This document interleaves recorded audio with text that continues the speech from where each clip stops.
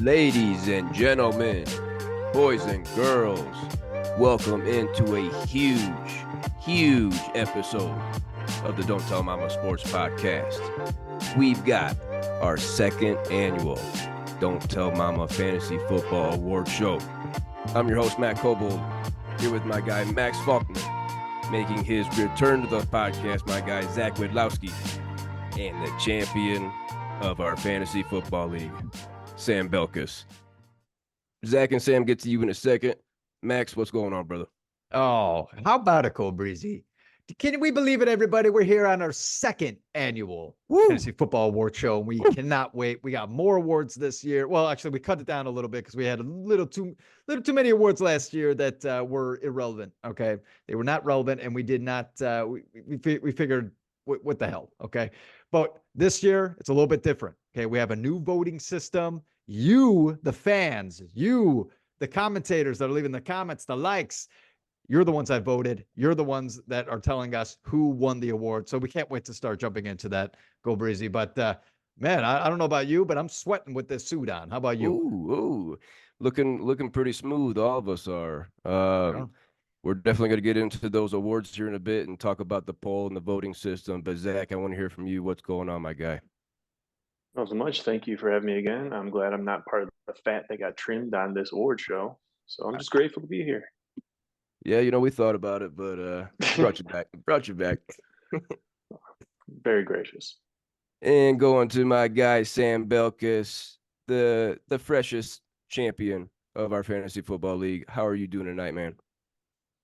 I'm doing great. I will take any opportunity to remind everyone that I am the reigning champion of the league. This is just another one of those opportunities to throw it in everybody's face. I cannot wait. It was a hell of a season, and we'll definitely get into your team here in a little bit when we give you some shine when we talk about the awards. But Max, before we get into the first award, what are you sipping on over there? Right here, everybody, located in Nashville, Tennessee, we got Yazoo. We got the Yazoo Brewing Company, and I'll tell you right now, every single beer that I've had from there has been smooth, all right? Tried multiple different beers now. This one's the Wit beer, okay? And I must say, the Belgian Wit, I'll tell you right now, it is quite smooth. What do you got over there, Cooper? What the hell is that? I do like Belgian Wits myself, one of my favorite beers, but just like last year, boys, a award show special for me is the La Marca. Oh my champagne. Oh my. Little bubbly. But that's a $17 bottle of champagne over there, boys. How much, Kelly? 17? Well, you called it, Max. Got it from Trader Joe's. $16.99. Busted out here. Ooh. Oh my. And, last year, Zach, you didn't believe that there was anything in the bottle. So I had to pull out the glass for you, so I'll just do that again. Oh, wow. All right, just making sure. Zach had no courtesy last year, but we got some bubbly tonight. Max, let's get into the first award, brother. Oh, my goodness. Yeah, let's just jump right into it.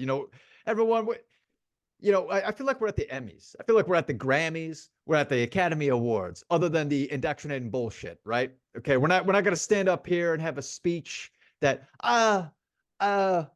I made $45 million from this movie. I'm worth $160 million.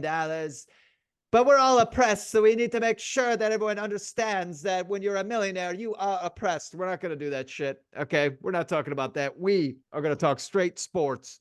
And our first award, Cole Breezy, is Best Tie. Okay, last year, come on. Last year, Cole Breezy, Zach, and I were on the show. We said, hey, wear a tie, wear a suit if possible. Zach shows up with no tie on. He looked like his work shirt. He just came out of work. So, oh, man, sorry, this is what I had on. All right. So we started doing who had the best tie. All right. So, boys, go ahead. Take out that tie. And let's let the fans vote. What do we got here? Cole Breezy, go ahead. Show your tie real quick. I got a little blue and red going on to match my favorite college hoops team.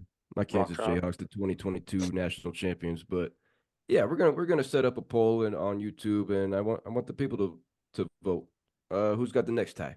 Zach, go ahead. We'll go from you. This is a very classy tie. I got it from somewhere. But if you look at the pattern on there, the colors, it all really matches well together and it matches well with my shirt. So I think I should win this poll. Oh, Oh, okay. oh, geez. Sam, what do you got here? Well, speaking of matching, I like Matt's tie, but he's got like a brown shirt, a blue and red Oh, this is great, tie brother. dye, This is great, brother. gray shirt, red and blue tie, and then a dark navy or black jacket. Got some color clashing going on there, I brother. think you're a little colorblind. This is blue. I thought the shirt matched your skin. I thought it was just your I didn't think you're wearing a shirt at all. Well, boys, I'm just keeping it simple, keeping it classy. This is a black tie event. Just got the black tie, white shirt, black jacket, kind of going for a James Bond thing here. James Bond or John Wick? Either or. Yeah. And then right here, boys, blue's my favorite color. I'm all about the blue. I got this. This was actually supposed to be for my wedding. Okay, I ended up getting a different tie.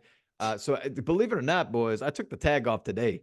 All right, this is my wedding tie. Didn't even wear it once, and I took it off for today. This is a very special tie to me because, well, it's fresh. All right, this is fresh right now.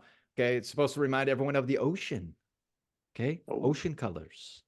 So, what do you think about that? I like that. I like that, Max. Where can the people vote for best tie at? So on YouTube, there was going to be a poll. Who has the best tie? It's basically, that's exactly what it's going to sound like. Whether there's going to be pictures or not, we might get a total of 8 votes, but we will tell you who wins with those 8 votes. Speaking of votes, we had, I think, 11 polls posted on our YouTube page for these fantasy football awards. Fellas, we got 795 votes. Wow. 795 votes. Wow. Almost at 1,000. Pretty solid. Very good. But the first one we want to start with is the best quarterback value. Now we're going to do each position here: quarterback, running back, wide receiver, and tight end. This isn't necessarily the guy who scored the most points, but the guy that gave you the best bang for your buck. Okay. Best quarterback value. We had 67 total votes. 4th place was Brock Purdy with 7%. 3rd place, Jordan Love with 16%. 2nd place was Josh Allen with 18%. And 1st place, the winner of the 2024 best QB value with 58% of the vote was rookie CJ Stroud. Well, how about it? Sam, I want to throw it to you first. I know you got some thoughts on your boy CJ. Yes, we'll keep it strictly fantasy. Obviously, he's in the AFC South. I'm a Colts fan, so we'll keep it strictly fantasy. Strictly fantasy. I mean, the dude's a stud. I think if you're a Texans fan, you're very excited. You, as of right now, in that rookie class, quarterbacks, you're coming out in front. I didn't have him in our league, picked him up in another league. He was just dominating, over 20 points every week. So yeah, well deserved. Bright future. He's gonna keep providing lots of points if you pick him up in fantasy for years to come. Max, you got anything on CJ or the top 4 quarterbacks there? CJ Stroud is rookie of the year. If anyone, I mean, I understand. Oh, actually, we'll talk about that as far as the fan vote. That's for true. But you know how the NFL is; they always vote for a quarterback. It's just kind of the league that we live in. I think we can all agree. But CJ Stroud had a hell of a year. The other quarterbacks, I'm actually surprised that the fans voted for CJ Stroud over Josh Allen. I'm very shocked about that. So I love it though. I love seeing that. So go CJ Stroud. CJ Stroud was probably undrafted or a late round pick, where Josh Allen was one of your first quarterbacks taken. Zach, anything on this quarterback list here? No, not really. Congratulations, CJ Stroud. Congrats, CJ. Max, give us our next one, man. All right. Let's go ahead and keep rolling. So we're talking about the best running back value now. All right. Once again, this is a running back that you might have drafted in a late round or you picked up on waivers. You know, a lot of these guys that we're about to name were picked up on waivers, by the way. 72 votes in here. All right. So in 4th place, Jaylen Warren was at 7%. Jerome Ford in 3rd place was at 11%. I'll go ahead and say real quick, very sad about that because Nick Chubb might be done forever. And that hurt me really bad. Rashad White at 19%. This was a W. steal draft pick, by the way, Rashad White.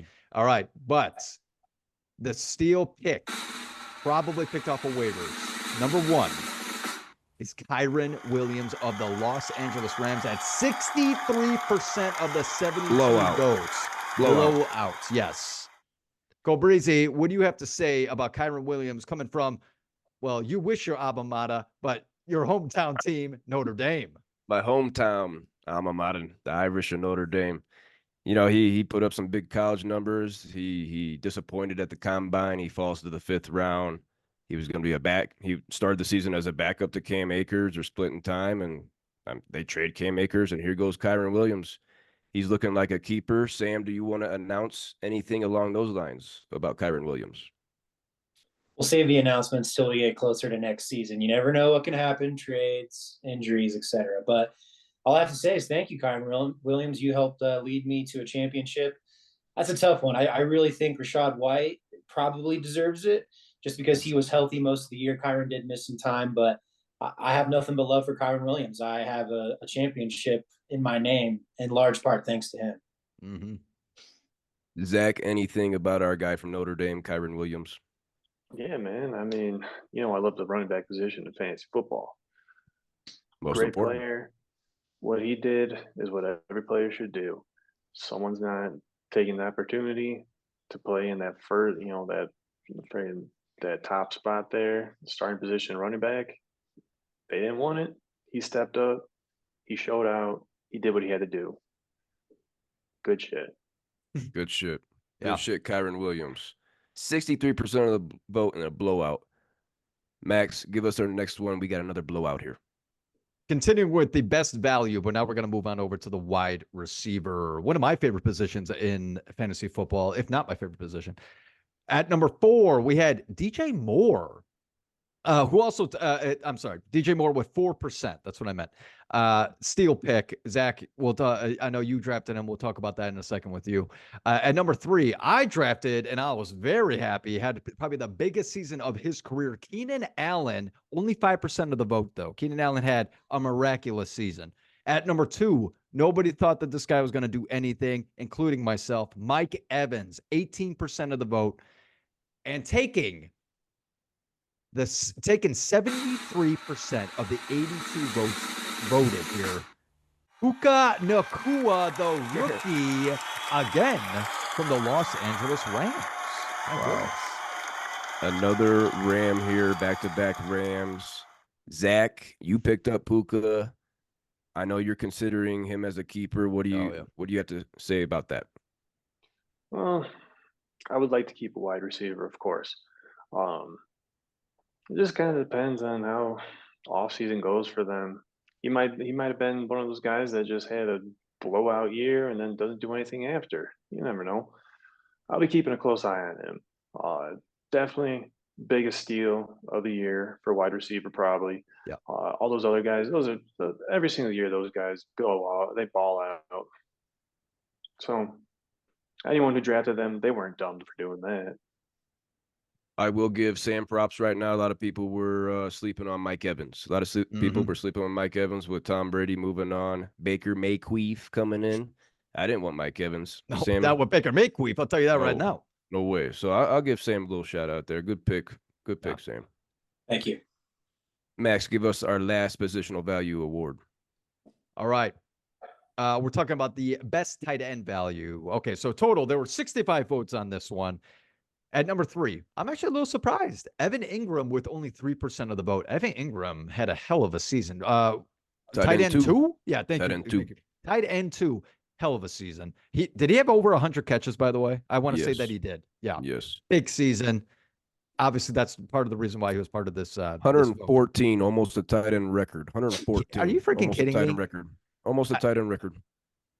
Only 3% of the vote. At number 3, David Njoku of the Cleveland Browns. He did have a great season with 11% of the vote. At number 2, okay, big pickup for you, Cole Breezy, Trey McBride of Arizona, 15% of the vote. Trey McBride, he's looking like he has a bright future, but I am just nervous about Arizona in general. we'll talk about that another time. But at number 1, I don't think it's really any surprise. Sam Laporta took 71% of this vote. Number 1 tight end in the league as a rookie, by the way. I believe he was drafted with the last pick of our fantasy football draft, Mr. Irrelevant. And I'm sure in a lot of other fantasy football leagues, you picked him up off waivers. Hey, what do you guys think about Sam Laporta and this miraculous season that he had? Sam Laporta, he was a league winner, man. He was a league winner. Looking forward next year if he's not kept. I mean, he's in keeper consideration. If he's not kept, he's the number 1 tight end off the board. Crazy to do it as a rookie. Crazy to be number 1 as a rookie. Zach, what do you think about Sam Laporta? Yeah, I loved watching him. He was great. He completely replaced Hawkinson on the Lions. He stepped up, did even more. He was a big portion of that whole offense this whole year. No doubt. Oh yeah. Sam, you got anything about these tight ends here? About these rookies, I mean, Laporta, Nakua, CJ Stroud, a heck of a rookie class. Yeah. Wow. Just impressive. I mean, certain positions are easier for rookies to dominate in their first year, but it's really hard to put up numbers like that as a rookie tight end, and he did. Lions really know how to do it at the tight end position. So yeah, congrats to him. Next award we want to look at is the Kick in the Balls Kicker of the Year. Okay. Woo! Freaking love kickers. Really quick, Cobriza. Sorry, I don't mean to cut you off. I remember that you brought up a poll in our league talking about. Someone brought it to me. Nick Smith brought it to me. Nick Smith. Let's get rid of the kicker, he said, and let's fill it in with another running back or flex, or another flex. Everyone, kicking is part of football. Duh.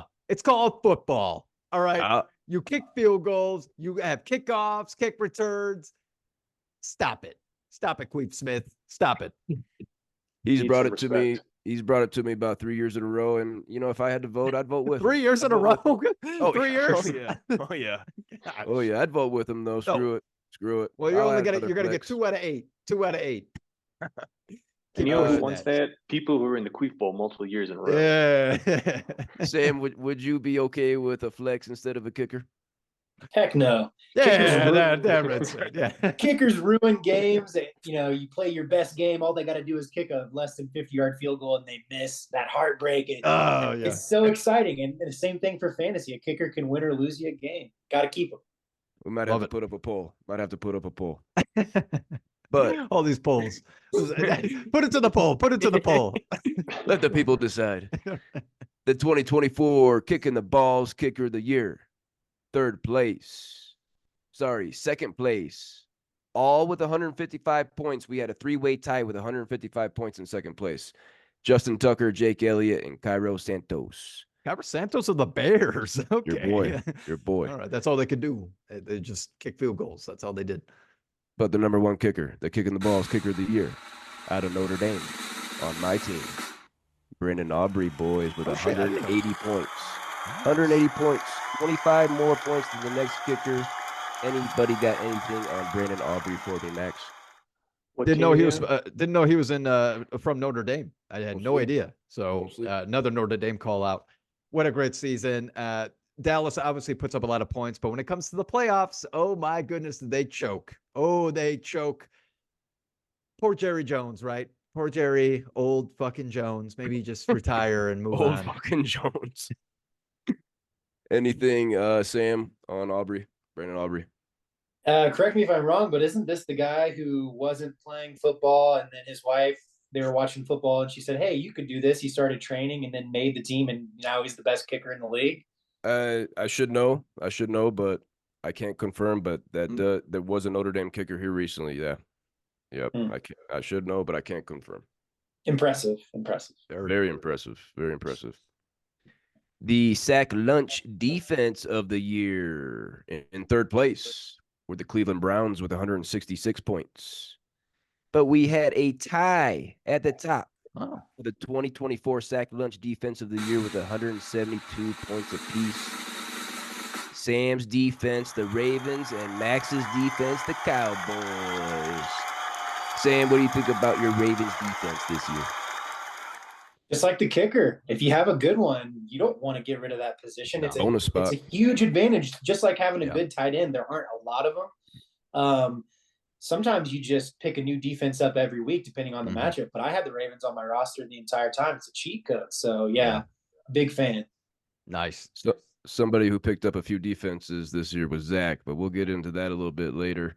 Max, what do you think about your Cowboys D? Cowboys defense, this is the second year in a row that they've been a top defense in the league. I think next year they drop off because Dan Quinn switched over to what team did he just sign with Cobrizzi? You got that? Salamanders. Yeah, that's right. Yeah, the Salamanders, the football queefs. So I think the Cowboys defense will change. But I'll tell you right now, my wife and I, we went to a Tennessee Titans game. We went over to Yeehaw. We went over to Yeehaw, got some fish tacos. I had myself a Yazoo brewski. Big screen was on, and I'll tell you right now, De'Aaron Bland. Did I get that right? Duran. Sorry, De'Aaron. Yeah, okay. De'Aaron Bland had a pick six, take it to the house. CeeDee Lamb had a touchdown, a touchdown reception. I was feeling so good that day. Today, you always remember when brews are flowing, tacos are going right down pretty easily. Coming back from Titans, by the way, killed the Bengals. That was a fun game. That was an ass beating that day. No. Max, give us our next award, my guy. All right, let's keep it rolling, everybody. Let's keep it rolling. Wow, the fantasy MVP. Now, guys, correct me if I'm wrong, but when it comes to the NFL, MVP is usually a quarterback, right? Oh, yeah. Right. I don't think we give enough respect from the wide receivers, the tight ends, and the running backs. So that's what we did for this vote.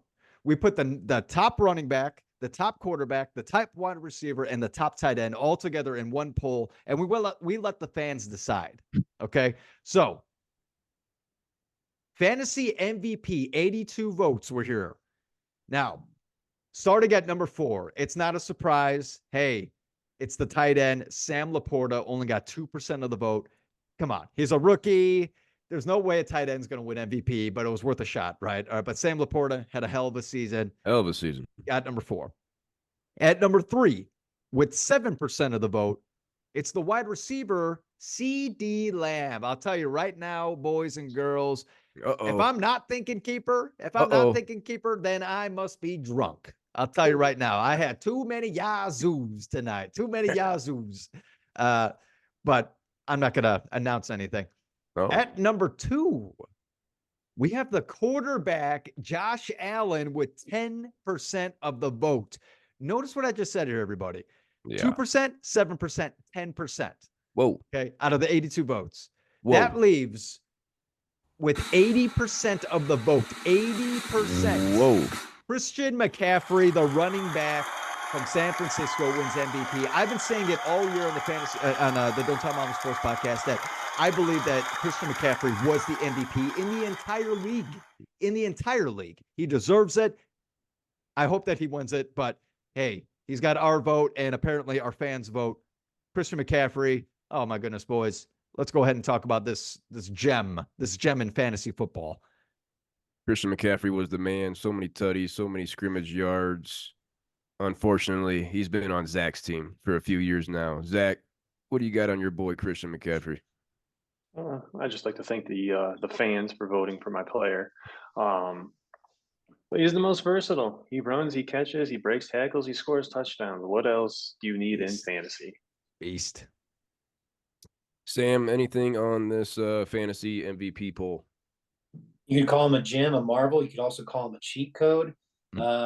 MVP of our league, MVP according to the people that voted. And got to agree with Max. He deserves and should be the MVP of the entire league. 25 touchdowns. There's more value there than any quarterback. It's got to be him. End of discussion. A hell of a year. Zach, going to be a keeper next year? Most likely. Most likely. A lot of most likelies, a lot of almost announcements tonight. High percentages. We're talking percentages tonight. We'll say it's a little more than half. A lot of numbers. I mean, he's been a keeper for me for I don't know, I'm at what, close to 5 years, 6 years now. Yeah, a Who long time. knows? Long I mean, time. You held him through when he played 3 games, when he played 7 games. He played 10 games yeah. 3 So years. But when you get put I traded, on- don't think that our relationship's going to be ending anytime soon. when you get traded to San Francisco, how can you let that go? Oh my God, no way. Hell yeah. No way. Moving in to some awards in our fantasy football league, the Indy Lurches in year 10. Year 10 of the league, boys. Got 3 founding fathers here and our current champion, Sam. And let's just get to that right now. Making league history, going from worst to first. 2 years ago, he was the Queef of the Year. He had to do a half nude calendar photo shoot. I got it back here. We won't bring that out. Last year, X-rated. he went X-rated. last year, damn it, he went back to back and got the Queef of the Year again. And his punishment was wearing a diaper, an adult diaper. One, he ripped through the first one. The next one, he got wet. We don't need to talk about how he got it wet. But good thing he got, what, a 15-pack, you said? So had plenty of diapers to put on, had a pink sash that said, I suck at fantasy football. And he was drinking his brews out of a pink sippy cup. So this guy has been through the mud with these Queef of the Year punishments. He made league history, like I said, going from worst to first. Our 2023 fantasy football champion, Sam Belkis. Sam, congrats, brother. How does it feel, the triumph? How does it feel? Thanks, man. I really appreciate it. There's a time to be humble, and really, you should be humble most of your life. But it's not, that time is not now. So, yeah, I'm awesome. I mean, it's great. It feels wonderful. Imagine if the Detroit Lions had not lost that game to San Francisco, but won. Go to their first Super Bowl and then win. That's how I feel. 2 years back to back, the laughing stock. I mean, I didn't just lose. I lost in an impressive fashion both years. Really, really bad. But darn it, damn it, I gritted my teeth, put on my bootstraps, got in the lab, was doing some research, doing some mock drafts, and put the effort in, and it paid off. Like you said, league history, worst to first. I don't know if that'll ever happen again. So Yeah. I'm living in it. I'm basking in it. It feels great. I'm going to ride it all the way into next season. Hopefully get some good keepers and maybe try and go back to back. We'll see. Who is at the top of your keeper lists for consideration right now? So keeper watch for me, I would say Kyron Williams for sure. Bijan, bit of a shaky rookie year. We got a new head coach coming in.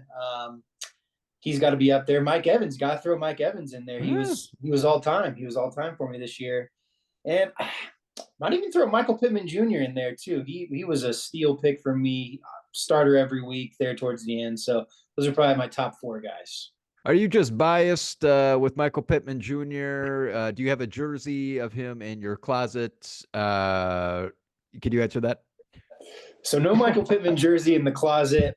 Biased for sure, and that's why I drafted him. Yep. But I mean, it got to a point where I was starting him over Stephon Diggs, over Jalen Waddle. I mean, he was an every week starter, and doing it with Gardner Minshew. So I'm interested to see what he will look like if the Colts bring him back, pay him some money, and he buddies up with Anthony Richardson.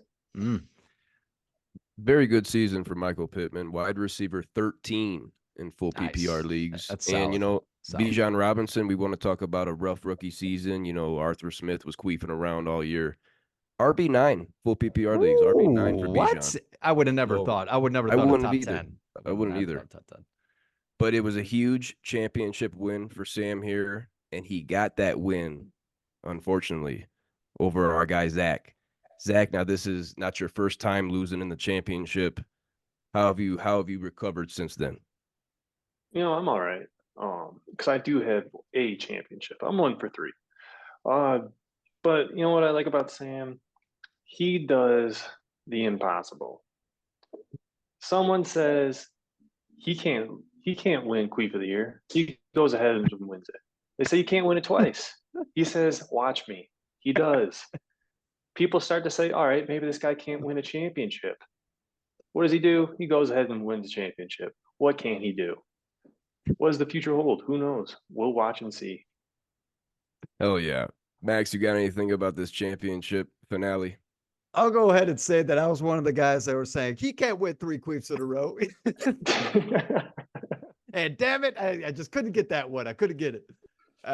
No, Sam had a hell of a season. It was a tough team to beat. I don't remember when we faced in fantasy football. I know you at least beat me once. You probably beat me twice. Your team was outstanding from top to bottom. So yeah, you had a great year.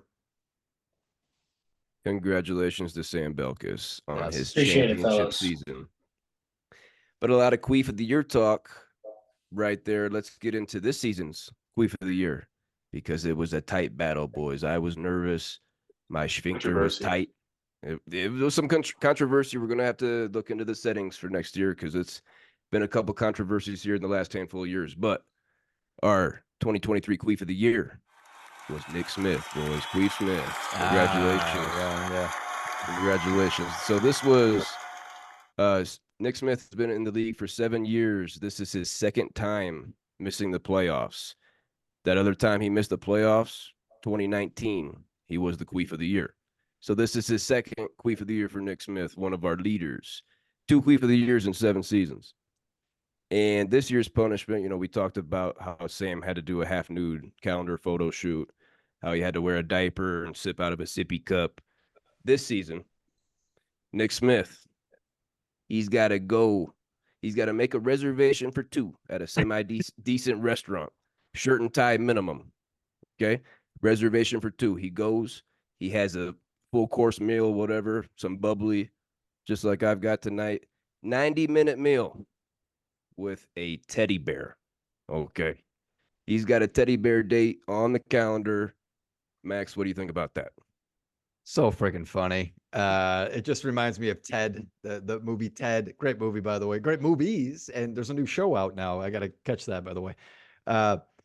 But that's got to be fun. It's so funny when I believe, Sam, you're the one that mentioned this idea, and great idea. This is brilliant.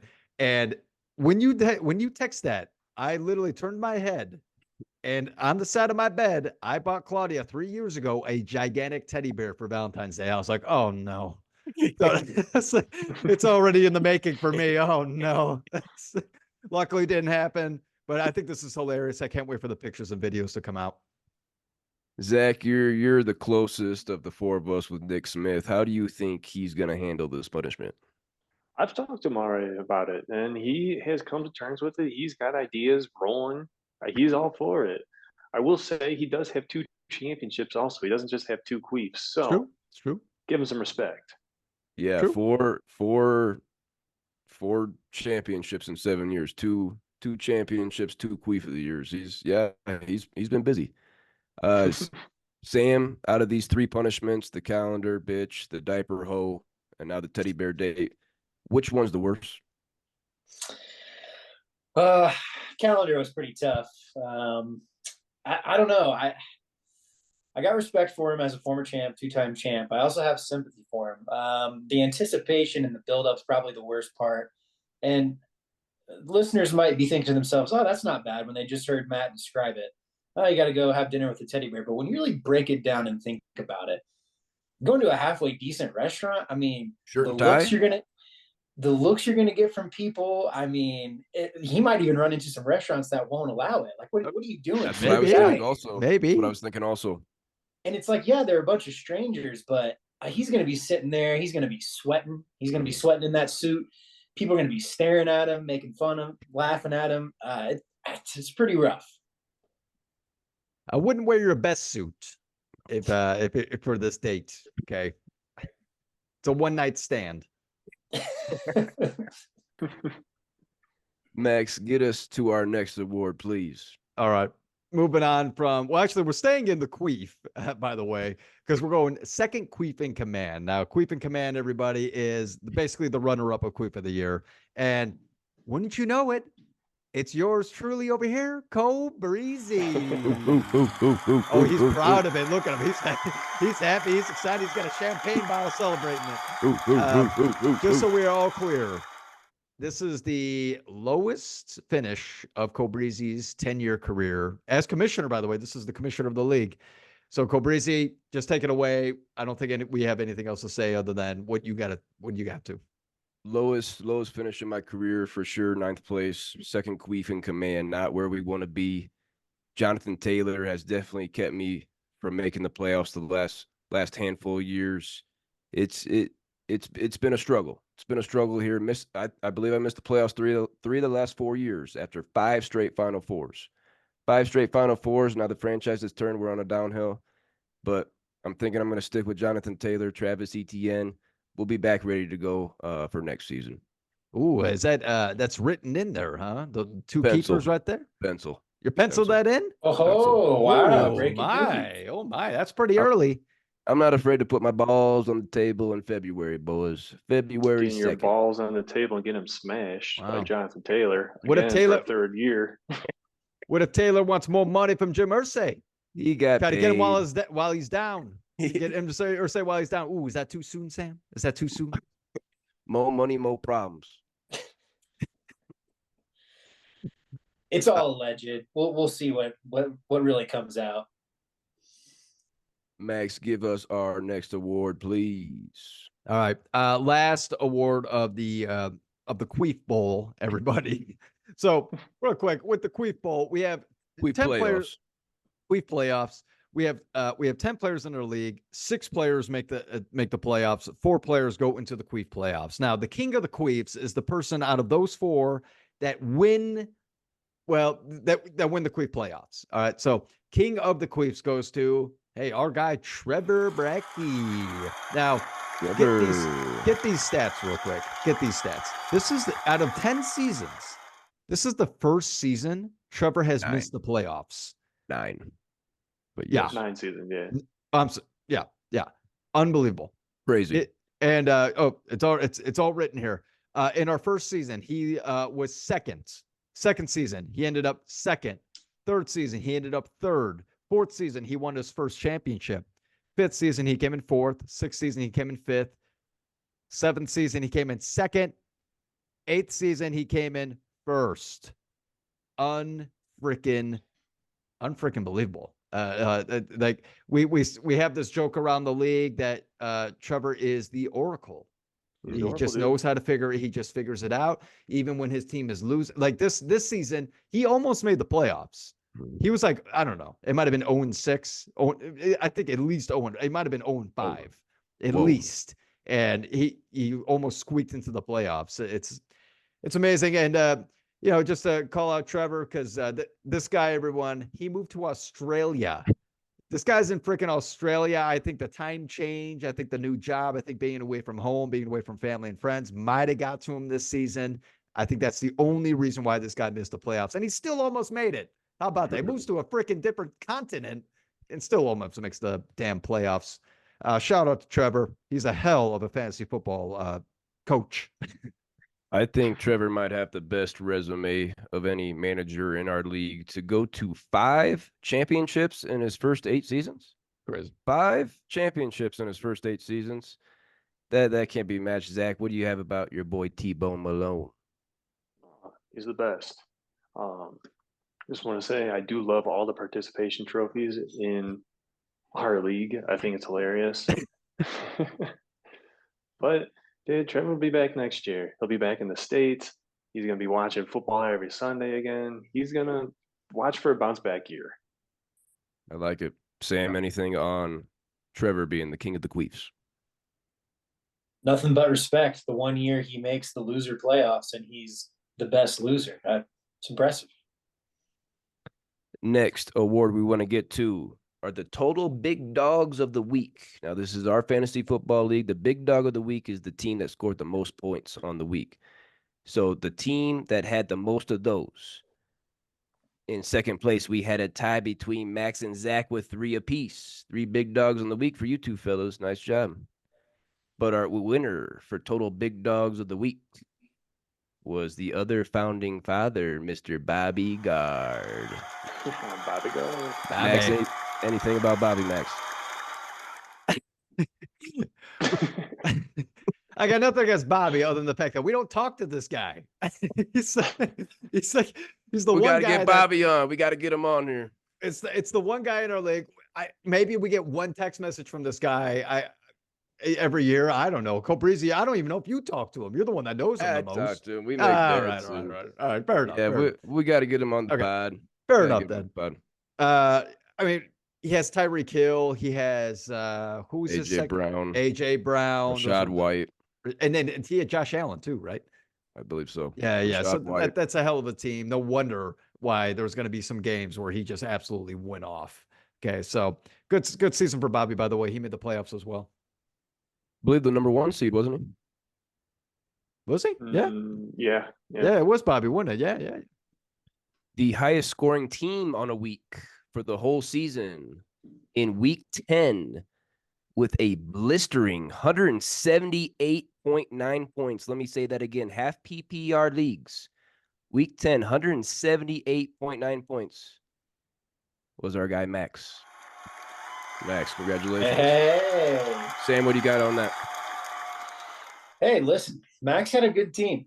He drafted well. He had some bad luck in the injury department. He overcame that, made the playoffs, and I met him in the playoffs, and I'd be lying if I said he didn't make me a little nervous. He had a good team, overcame a lot of adversity. So impressive. Who did he have that went off so much where he got that many points? Oh, it had to be CD. Yeah, CeeDee Lamb.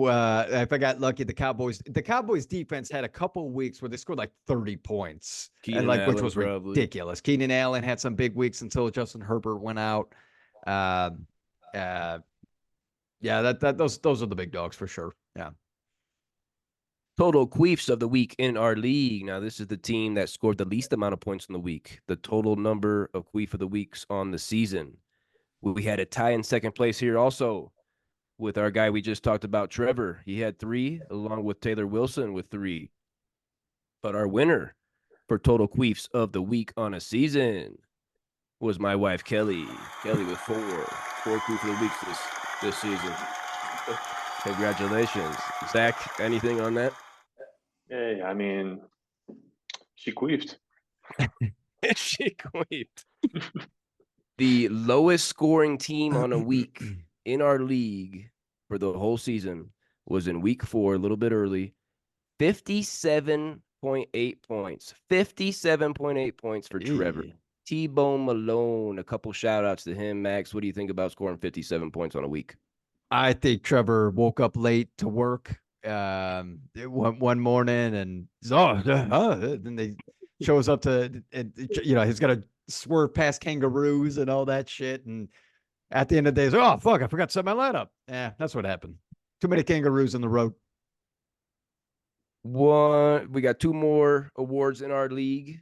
One here was my buddy, Mr. Tutty. So this is actually a podcast award. Throughout the season, we kept track of our touchdown guarantees for games when we had our extra juicy dog segment. My buddy, Mr. Tutties, we got 6 guys here.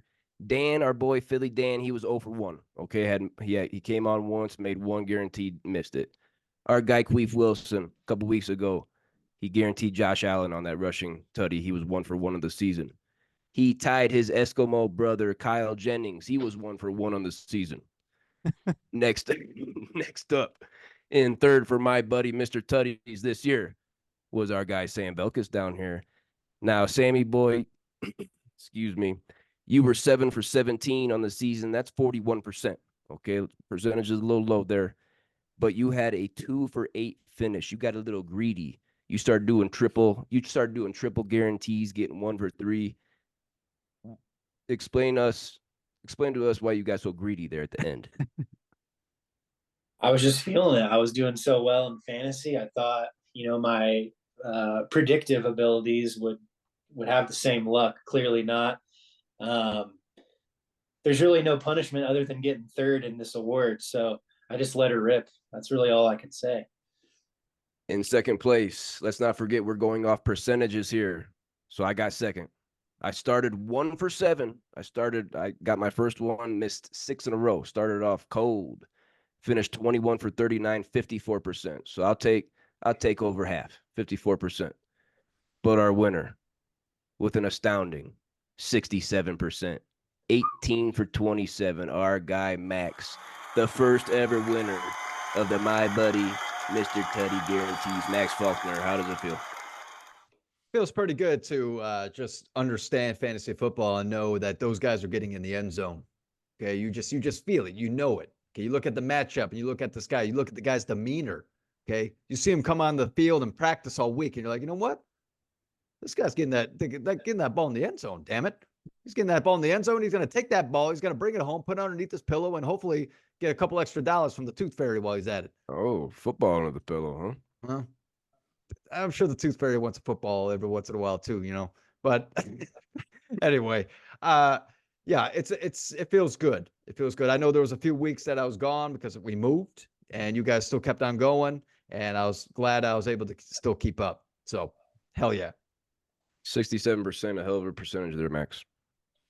Last award for our league, the newly named this season, Goose Wrangler. Zach, you switched this name for us. I thought it was a great idea. Any inspiration from the change from the Goose King to the Goose Wrangler? Nah, I don't know. I saw it was fun, your name. So a goose is when a player gives you 0 points or negative points in your lineup, and we keep track of those every week, all season long. Looking back to last year, the season before, we had at least one goose every week. Nick Smith was the only team that didn't get goosed, and we had 41 gooses last year, okay? Our Goose King last year, with a league record 10 gooses, was Queef Wilson, okay? Last year, okay? 10 gooses, Queef Wilson last year, 41 total. This season, we got a new league record for gooses, fellas. We broke last season's record. We got 44. 44 gooses this year. That's a flock. That's a flock. Flock of them going down south, right here to Tennessee. I'll see them flopping right over, and all you hear is like whack whack. Oh, That's all you hear. You? That's all is you that hear. You? I don't have a gun. I should think about it though. Everyone got goosed at least twice this season. Every team got goosed at least twice this season. Wow. But week 12, we had no gooses. So last season, we had a goose every week. This season, we didn't have any week 12. Okay. In third place for our Goose Wrangler, it was a 3-way tie with 5 gooses. Bobby, Jack, and our reigning Goose King, Taylor Wilson. Those 3 guys had 5. In second place, runner-up for the Goose Wrangler. In back-to-back seasons, runner-up, our guy Zach Widlowski down here. He had 3 gooses in week 1. That is the second recorded triple goosey in league history. He backed that up with another goose in week 2. We talked about people switching out defenses this year. He had different defenses in week 7, 8, and 9. Got gooses from all 3 of them. 5 out of his 7 gooses were defenses. Zach, explain to us all these fucking gooses. Well, just happens. No, I was doing this. I didn't get a good defense in the draft. Kept trying to find the one that would give me at least a few points every weekend. They just bit me in the ass, I don't remember who my other 2 gooses are. Probably injuries or just a wide receiver that didn't get to catch that day. It was a tough season there, Zach.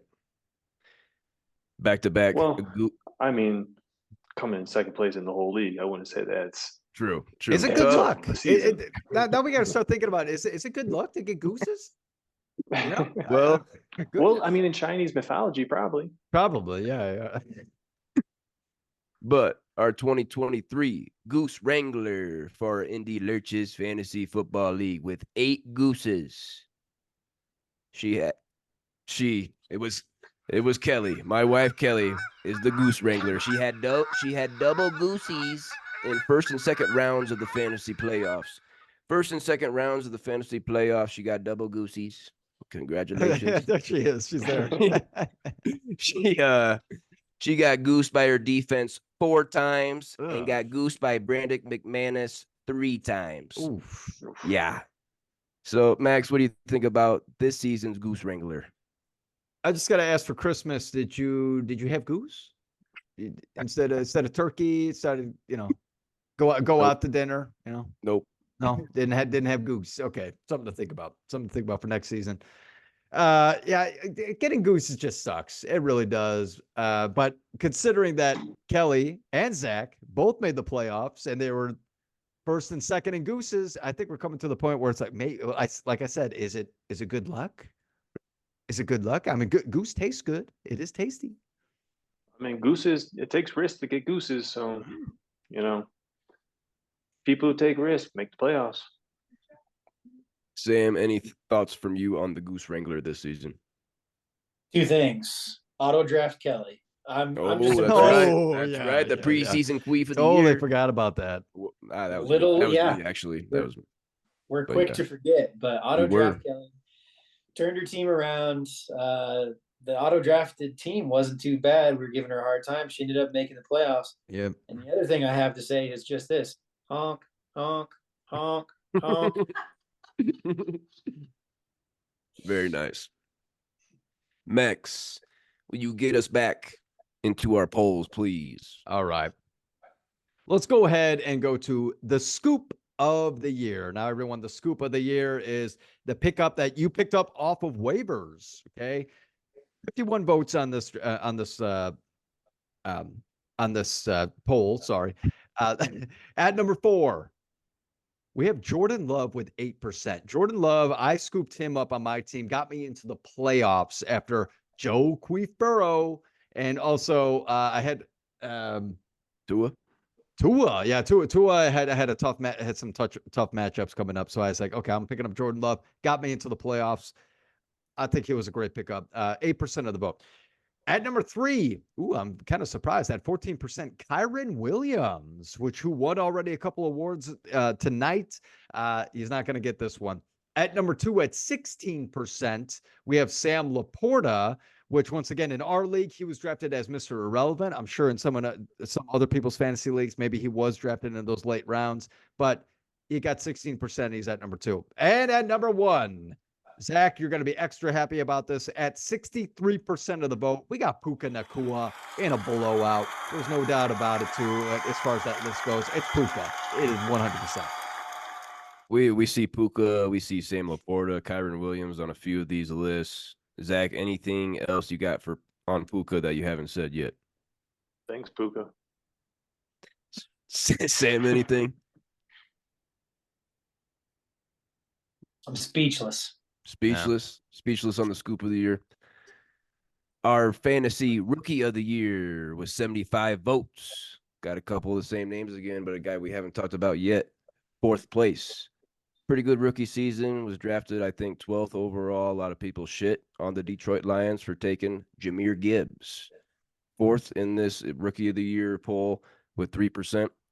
3rd place was Sam Laporta. We've talked enough about him. He had 9%.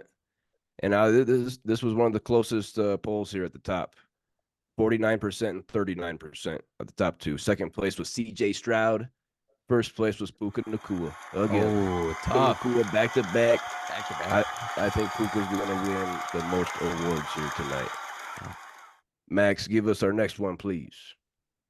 All right, let's go ahead and go back to the comeback player of the year. The player that had an injury or he wasn't playing. He got scooped up by a team and had to fill in for someone who got hurt and ended up having a great season. I can't believe it. This is 100 votes. We got 100 votes. Thank you, everybody. We love the most of any poll. Most of any poll that we had was a comeback player of the year. Thank you. We really appreciate that here at the Don't Tell Mama Sports Podcast. At number 4 with 6%. Is Matthew Stafford. Matthew Stafford had a great year with Puka Nacua and Kyren Williams, and they made the playoffs. So it was definitely a fun Rams team to see. No one was expecting it. At number 3, I think it's a little bit low because I will be honest and say I voted for this guy at 9%. Raheem Mostert. Dude, this guy, go Boilers. Go Boilers. This guy had 20 touchdowns. This guy had 20 touchdowns. You kidding me? Get out of here. Stop it. I bet you people watching out there, I bet you forgot he had 20 touchdowns this year. Go Boilers. All right. At number 2, he did have a good season. I said this as a joke throughout the podcast. At 40%, Baker Mayfield has upgraded himself. He has been promoted back to his regular name of Baker Mayfield after a great season. He got number 2. And once again, at that tight race at 45%. How about this, guys? Joe Flacco, champion. He won a Super Bowl with the Ravens. He fills in Cleveland after Deshaun massage parlor Watson goes down, and hey, he filled in quite well, did he not, boys? And he wins the award for comeback player of the year. Hell of a season for Joe Flacco. He looked better than Deshaun Watson by far. And yeah, Baker Mayfield. I'm glad you could apologize to him and actually call him by his real name. Sam, anything about this poll from you? Yeah, I'm glad Baker Mayfield's getting some respect. Heck of a season. I also voted for Mostert. He was on my roster. I think Max is exactly right. People forget how many touchdowns that guy had. And after coming off a season where he didn't do a whole lot, and a lot of people weren't drafting him until the very end of drafts. But I got to give it up to the old man. I mean, it's pretty cool when he's got kids that are old enough to watch him on TV and be old enough to understand the magnitude of what's going on. That's pretty freaking cool. I mean, the old guy still got it. He was slinging it. I mean, the Browns were on a truly special run. Bummer that they couldn't get past the Texans in the playoffs. It was a bummer. Zach, anything from you on the comeback player of the year? Oh, that was fun to watch Joe Flacco ball out, dude. That was great to see. But all good things come to an end. Will it be the end for him again, or will he come back? Who knows? I believe I heard they already said Deshaun Watson has the keys to the car next season, so it's unfortunate. The next award, we got 3 awards left here, fellas. We got 3 awards. Great show so far. The Breakout Player of the Year, 53 total votes. Breakout Player of the Year, a guy that later on in drafts, maybe not even drafted, he jumped up multiple tiers up the echelon. Number 4 with 8% of the vote, David Njoku, my sleeper in the AFC North. Don't sleep on David Njoku. Had a good season. Number 3 was a guy I really didn't really want to touch this offense. I was sleeping. Number 3 was Rachaad White with 19% of the vote. Great season for him. Number 2 with 30% of the vote, a guy we've talked about a lot tonight, Kyren Williams of the Rams, baby, number 2. But our number 1 breakout player of the year with 43% of the vote. He's going to be in keeper consideration. He's tagged up with a hell of a young quarterback. It's Nico Collins, boys. Wow. Max, what do you think about Nico Collins winning this breakout player of the year award? Freaking love Nico Collins. I love to see how Houston just had the spark plug at the end of the season. They had a great year all around. But yeah, like you said, definitely got to be thinking about a keeper. Your wife Kelly, she has him. I think Travis Kelce is not going to be a keeper next year. Everybody, just in our league, I don't think he's going to be a keeper. I think that him and Taylor Swift are going to get engaged, unless, of course, they lose the Super Bowl. Then Taylor's going to dump them because, I don't deal with losers. Taylor's going to say, I don't deal with losers. But I think Nico Collins. Oh, if you have him on your team right now and you are in a keeper league, everybody, you are definitely thinking about him as one of your top picks. Zach, anything from you on Nico? No, not really. That was a much closer race for that award than a lot of others. Gotta love to see it. You're right. Sam, Nico Collins, Houston Texans, one of your arch rivals. Hate to say it, but the Texans are relevant again real quick after a good draft class, good moves by the general manager, new head coach. And as far as Nico, I'll just say he's a very dangerous weapon. Good for them. Next award for the Don't Tell Mama Fantasy Football Award Show is the messiest bust of the year.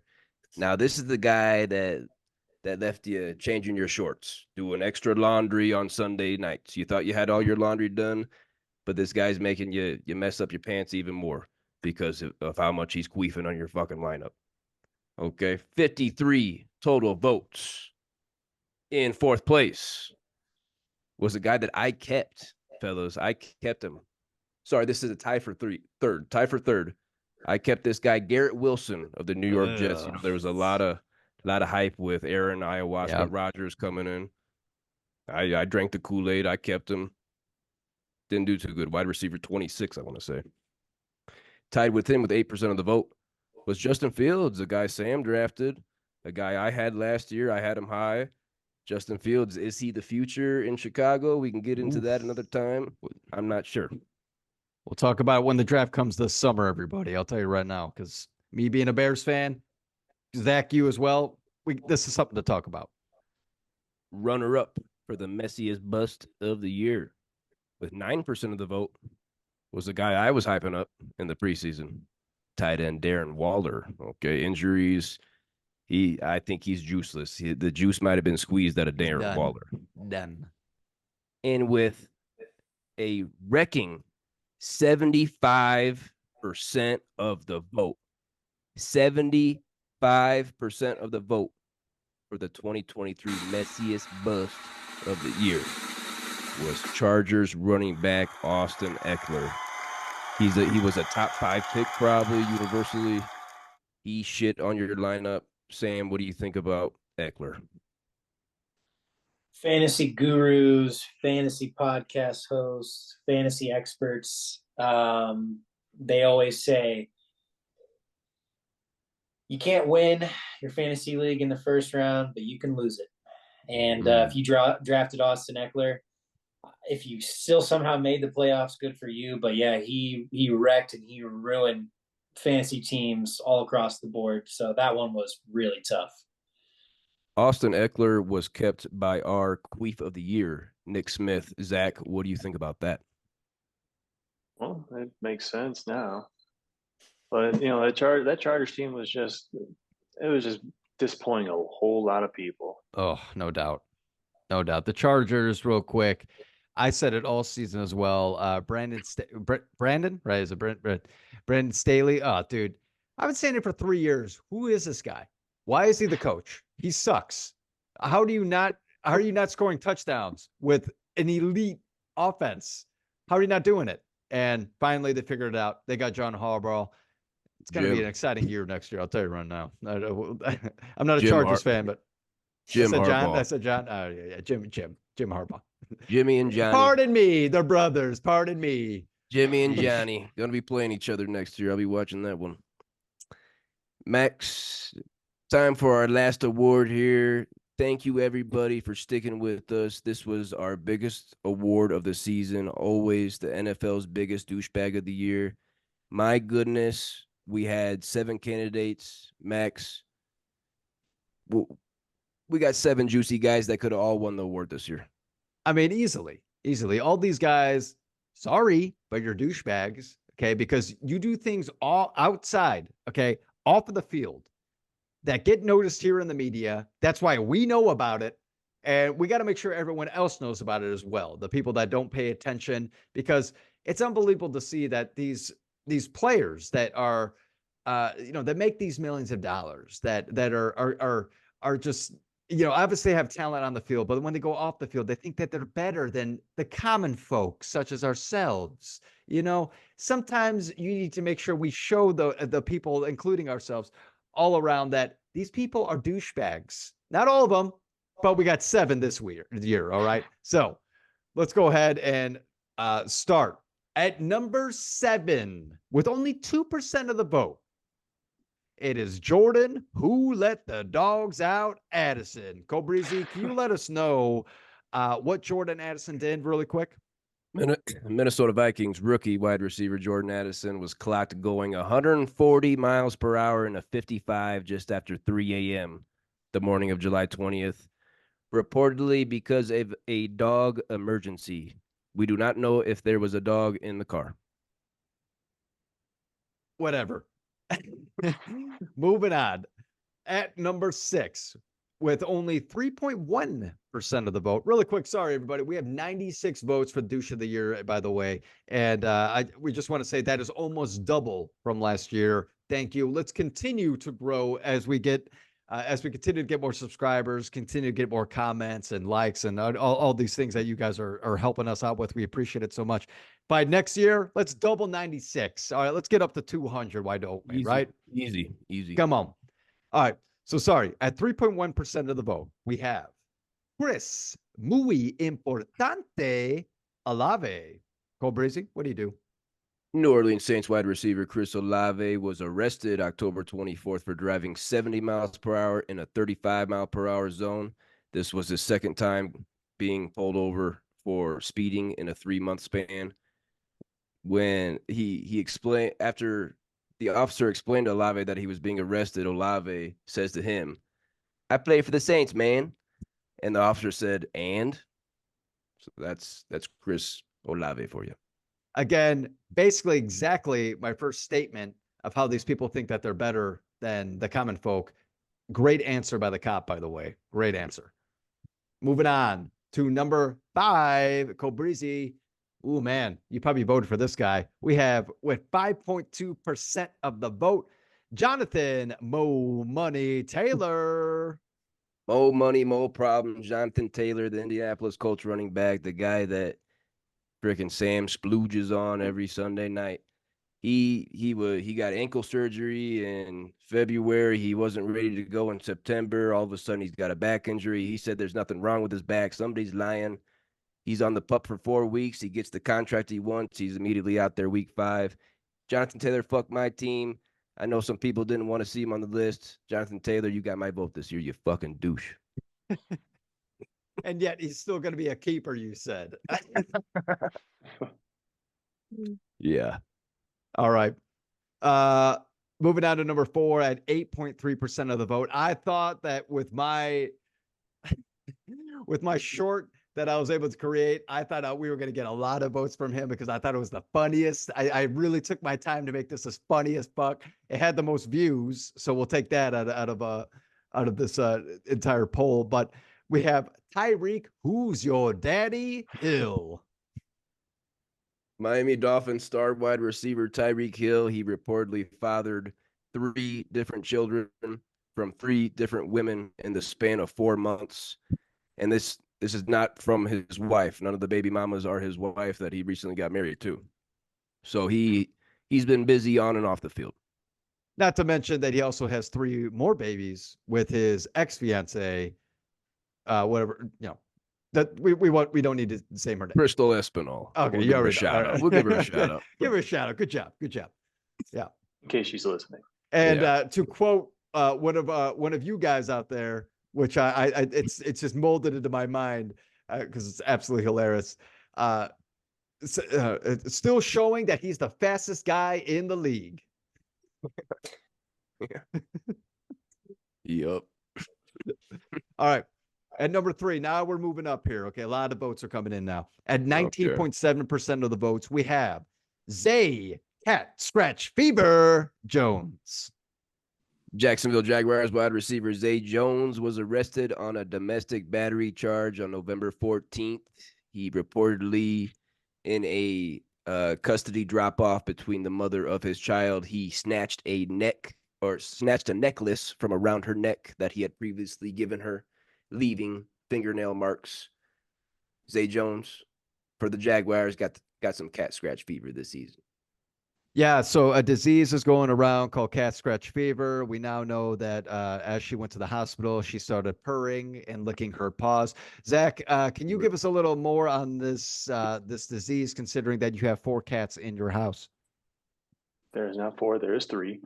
But Get it right. Get it right. Get it right, man. Sorry, I thought that you were one of those. Okay, sorry. oh wait. So what? No. We're moving on. All right. Moving on to number 2 and number 1. Let's go number 2 first. Now, this story is absolutely ridiculous, by the way. I thought that he was going to win it, but okay. At 28% of the vote, we have Michael Brickhouse Thomas. Cole Breezy, what do you got? New Orleans Saints wide receiver Michael Thomas. He was being a Karen here. He was being a male Karen. He got worked up that there's a house being built down the road from him, and the construction crew was parking their vehicles on the street. Where the hell else are they fucking supposed to park? So he came over and he threw out some threats. They got to move the cars, and if they don't move the cars, there's going to be a brick or some bullets going on. And I guess they didn't move the cars. They're working on the house. So later on, Michael Thomas rolls in, throws 2 bricks through the car, pushes the guy down, snatches his phone. Michael Thomas was a big fucking douche here. And you know what? I believe 2 days later, he played, suffered a significant knee injury, didn't play the rest of the season. Karma's a bitch. Yeah, no doubt about it. Yeah, I don't got anything else on that. The story speaks for itself, honestly. All right. Now, the winner of this, and I guess it honestly really is no surprise. This one actually is not funny. Okay. The other ones are actually kind of funny in a way. But this one, we couldn't really joke about it as much because it's actually a very serious manner. At 33% of the vote, we have Von Wife Beater Miller. Buffalo Bills linebacker Von Miller assaulted his pregnant girlfriend. He pulled out a chunk of her hair, threw her on the couch. Let's see here. Put his hands on the neck of the woman. There were bruises on her neck. So there's a 3rd-degree felony assault of a pregnant woman here.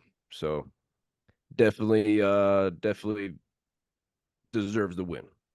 On the bright side, yes, Cobrizi, you did win this year's 2023 NFL's Biggest Douchebag, Von Miller. So we will give you a round of applause. Congratulations. And thank you, everyone, for voting for him, because there is no doubt in our minds that this guy is by far the biggest douchebag in the NFL. Zach, who was your vote for this award? Break that down. I believe, if I remember correctly, I voted for Michael Thomas. Just because, Von Miller, he's a piece of shit. Yeah, exactly. So I was going a little bit more the funnier route, which one was the bigger douche? Good call there. Sam, can you second that, or did you vote for somebody else? Yeah, I'll second that. I thought that Michael Thomas fit the bill more of being a douche. I mean, yeah, there was a little bit of an aggression, a wee bit of violence. No one got like seriously hurt. As far as Von Miller, really all I'll say is like it's ridiculous that some of these guys that are really good at playing a kid's game can get away with or have lighter punishment for serious crime. So that's sick. You hate to hear that. A lot of good candidates, but yeah, I threw my vote at Michael Thomas. Mm-hmm. Max, who was your vote for this year's NFL's Biggest Douchebag of the year? I had to go ahead and throw it at Tyreek, who's your daddy Hill. All right. Come on. Let's just think about it for a second. I know, like, some guys out there like, oh, whatever. He's just fucking babes. He's just fucking babes, man. That's whatever. That's what you do. That's what you do. Dude, you watch Game of Thrones. All right. I said it before. This guy isn't a modern day Robert Baratheon. He's just fucking hoes, getting them pregnant, spreading his seed all throughout Miami, and he don't care. He don't care. He says, whatever. I'm gonna have a bunch of babies all over the place. So when I get decrowned from the throne, at least one of those guys can step up and take my crown. All right, that's the way I'm looking at it with Tyreek Hill. Hopefully, once again, that he helps these kids. He helps those girls. He has a lot of money. Be a father. All right. I'm hoping so. But as of right now, I'm not seeing that. So to me, that's a douchebag. A lot of worthy candidates this year. I can't wait to see what happens next season, to see who our candidates might be for next year. Who did you vote for, Cobrizi? What'd you say? Jonathan Taylor. I'm sorry. Yeah, my fault. Of course. My fault. Yeah, I already said that. Sam. You said it. Fuck JT. He's a douche. Oh, you're gonna keep him on your team? Yeah, I'm gonna keep him. I'm gonna keep already him. a K on that. There's already a K on that. I'm gonna keep him. You got a jersey? Or you can borrow one of Sam's. Hell no. I'll wipe my fucking ass with it before I put it on. Oh yeah. Man, yeah. Bringing that hostility already to your team next year. We're looking at the queen for the year next year. That's how I feel. We're looking at a new queen for the year. That's how I feel right now, damn it. But fellas, that was a hell of a podcast. The 2024 second annual Don't Tell Mama Fantasy Football Awards show. Zach, before we get out of here, give us your Super Bowl pick, man. And what else you got to say to the people? People, peace. Super Bowl. Brock Purdy plays a good game. I think San Francisco's got it. If he doesn't, though, there's nothing they can do. Sam, Who you got in the Super Bowl, and what do you have for the people before you get out of here? I got the Chiefs. I think everybody wants the Chiefs to lose. They're tired of the same team winning. The Chiefs are entering that villain territory that the Patriots were in for so many years. I get that. I just don't think the San Francisco 49ers are that good. They squeaked by two inferior teams in the Packers and the Lions. I tell you what, if the Kansas City Chiefs get up on the 49ers like these other teams did and get close, they're not going to let it slip through their fingers because they've been there before. They've been in the playoffs. They've been to Super Bowls. They know how to play. They elevate their play when the time comes. So 49ers aren't going to squeak by another one. They're going to lose. Chiefs are going to get another ring. I like both sides there, boys. I like the experience with Patty Mahomes in the championship, but I got the Niners. I got the Niners winning. I think they have more weapons offensively. That defense is scary. Chiefs defense is solid too. But I'm gonna say Niners. I'm gonna say Niners, big game for Christian McCaffrey. Max, you made a couple bets last week. Your first bet came true that Patty would go to Baltimore and win. Are you sticking on that ride? I think it's already been written since the beginning of the season, everybody. Okay, here's my conspiracy. Sorry, I got to go there. All right, so Travis Kelce has commercials up the ass, right? All right, he's on Experian. He's the Pfizer man. He's on Bud Light. He's on State Farm. He's on Campbell's Chunky. And there's a handful of other ones, DirecTV. He's all over the place. And then he starts dating Taylor Swift, the biggest pop star in the world, right? $1 billion lady. Okay, he's the hottest face in sports media, and now the hottest pop star in the game. Let's put both of them together. Now the women and everyone else is watching the game because of her face. All right, because of her face. She's shown all throughout the media. Everything that is being shown right now is Taylor Swift, Taylor Swift. Am I right? Every single news station that you see, every single Instagram post that you see when it comes to sports. No one's talking about the Super Bowl. Do you realize that? Everyone's talking about Taylor Swift and Travis. I don't even know his name anymore. What is it? Taylor Swift's boyfriend. Taylor Swift's boyfriend. That's what I'm going with. All right.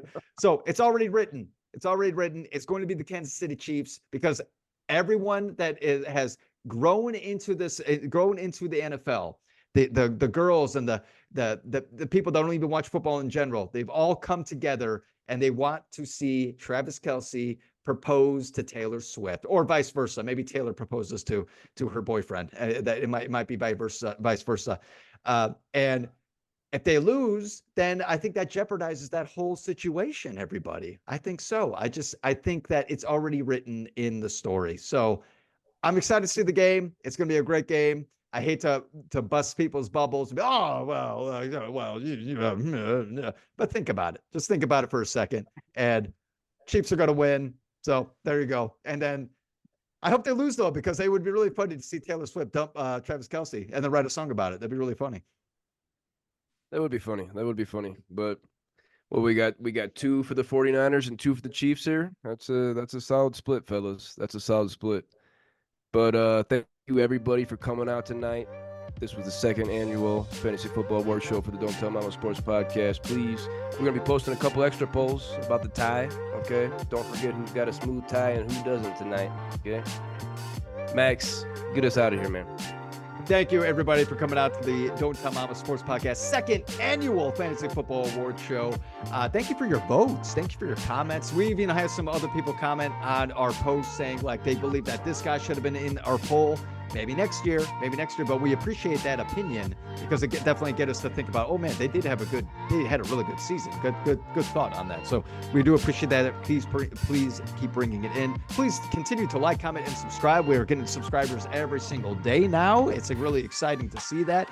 We appreciate you guys. And hey, it's Friday night, everybody. I hope everyone had pulled up a nice cold one right here. TGIF.